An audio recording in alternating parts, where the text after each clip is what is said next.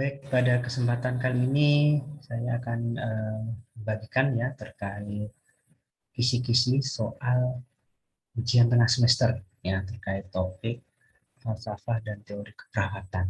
Ya, jadi sini video kali ini sifatnya membantu teman-teman yang akan menjalani ujian tengah semester pada topik falsafah dan teori keperawatan supaya ada gambaran nih dalam semester awal ya semester 1 yang kuliah di Fakultas Keperawatan ya rata-rata ada topik tentang falsafah dan teori keperawatan ya.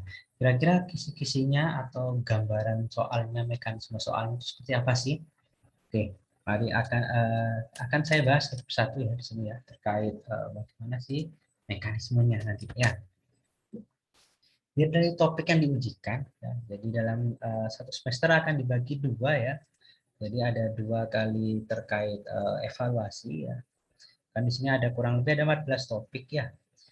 14 topik dan tidak ini ya tidak terlalu optimal semisal kalau evaluasinya langsung jadikan satu di akhir ya.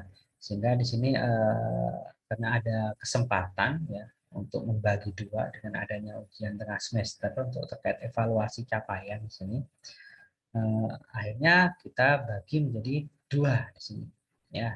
Jadi untuk yang topik yang sebelum ini UTS ya dan ketika yang akan diujikan pada saat UTS yaitu ada kurang lebih ada 6 ya. Ada terkait konsep falsafah dan paradigma ya. Ada juga konsep holistic care ya, yang membahas tentang holisme dan humanisme. Terus ada tentang konsep sistem dan pendekatan sistem dalam keperawatan. Yang keempat tentang teori keperawatan Florence Nightingale. Yang kelima teori keperawatan Virginia Henderson dan keenam teori keperawatan Hildegard Beplau. Nah, jadi ini ada 6 topik yang akan diujikan. Ya, kalau tadi saya mengatakan loh, kan tadi ada 14, harusnya kan 77. Ya, kemungkinan ada beberapa topik yang akan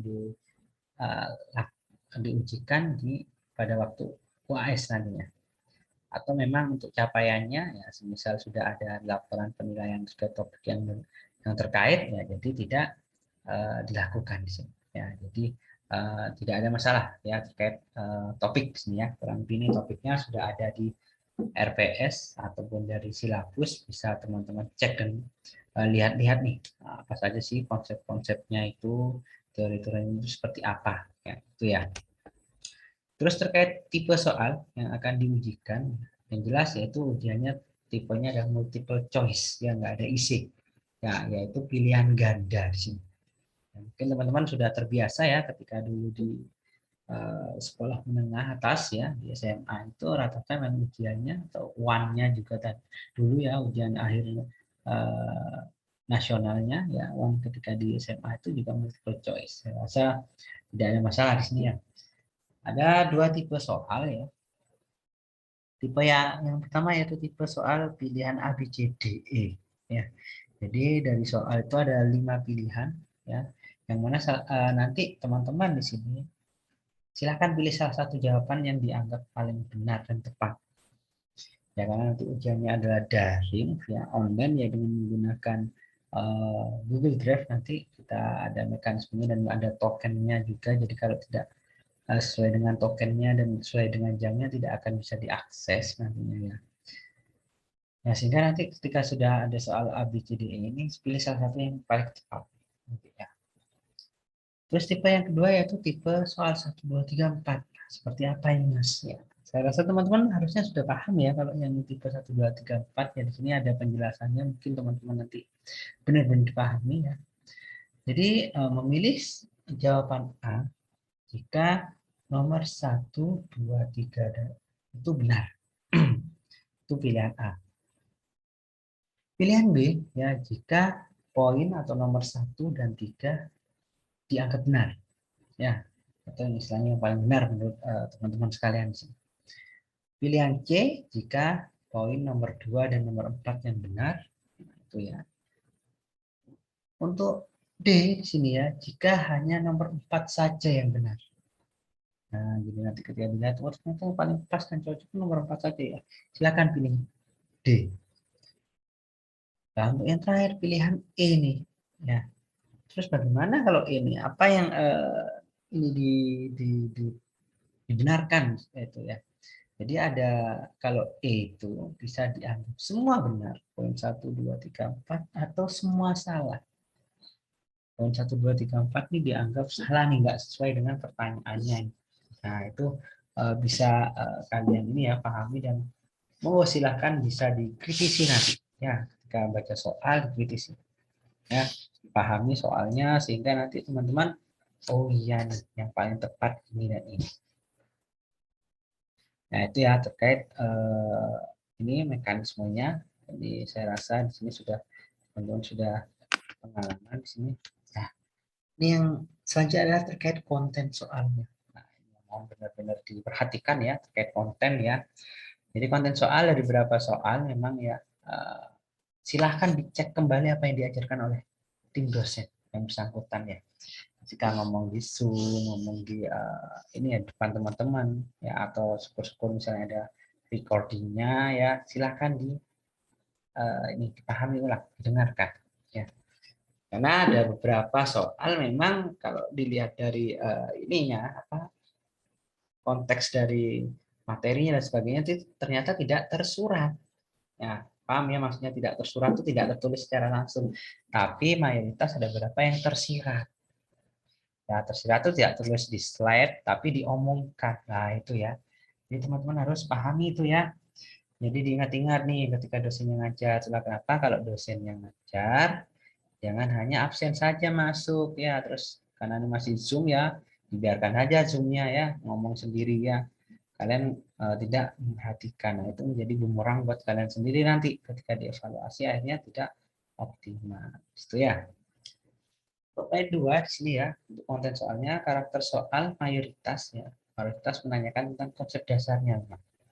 Konsep dasar dalam mata kuliah falsafah dan teori perawatan.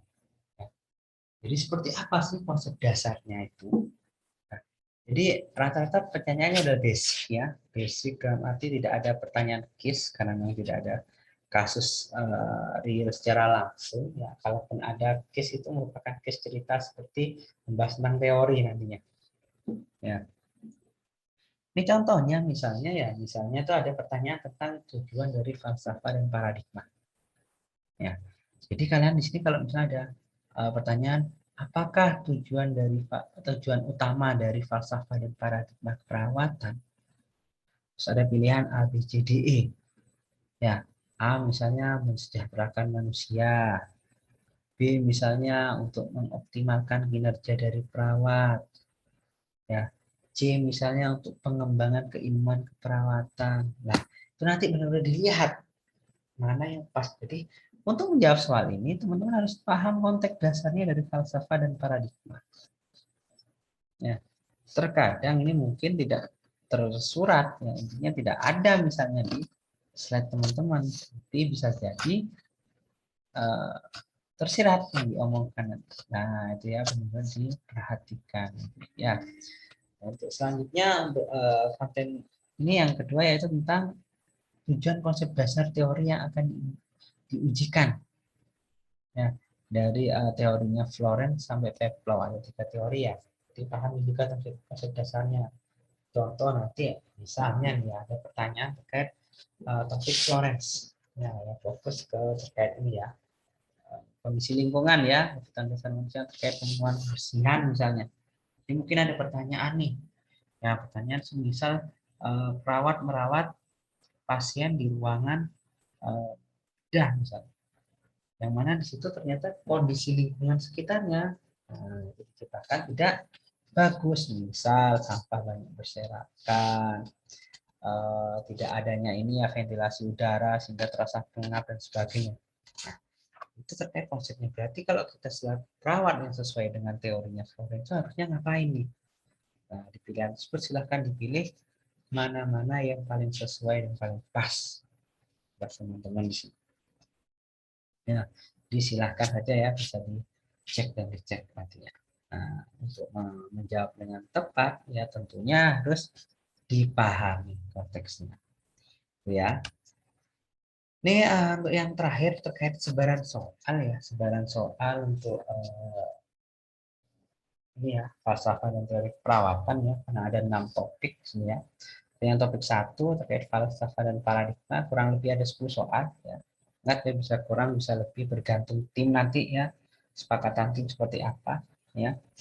Terus ada terkait konsep konsep holistik ya, humanisme dan holisme di sini ya sama kurang lebih ada 10 soal ya. Perlu kita diskusikan ya terkait jumlahnya ya. Terkait ada konsep sistem dan pendekatan sistem dalam perawatan juga kurang lebih ada 10 soal ya. Terus yang poin 4 terkait teori perawatan Florence ya kurang lebih ada 6 sampai 7 soal. Yang 5 teori Virginia Henderson nanti kurang lebih ada 6 sampai 7 soal juga ya. Dan yang terakhir teori perawatan dari Hildegard Bepler ya. Yang kurang lebih juga ada 6 sampai 7 soal. Jadi total keseluruhan soalnya yaitu sekitar 50 soal. Yang mana teman-teman harus mengerjakan ini dalam waktu kurang lebih 55 menit ya, atau sekitar 1 jam ya. Nah, kurang lebih harus bisa menyelesaikan. Jadi benar-benar di manage waktunya ya, benar-benar dipahami sehingga tidak bingung nih ketika mengerjakan. Seperti itu ya terkait mekanisme untuk ujian tengah semester di topik falsafah dan paradigma keperawatan ya. Semoga membantu dari teman-teman sekalian ya, good luck juga ya, semoga sukses untuk semua UTS-nya sampai UAS sampai dapat nilai yang memuaskan nantinya ya. Sampai jumpa lagi untuk kisi-kisi nantinya, misalnya ketemu nanti di topik yang UAS ya. Good luck buat teman-teman, selamat berjuang terkait ujian tengah semesternya. Saya akhiri, sampai jumpa di lain kesempatan. Terima kasih.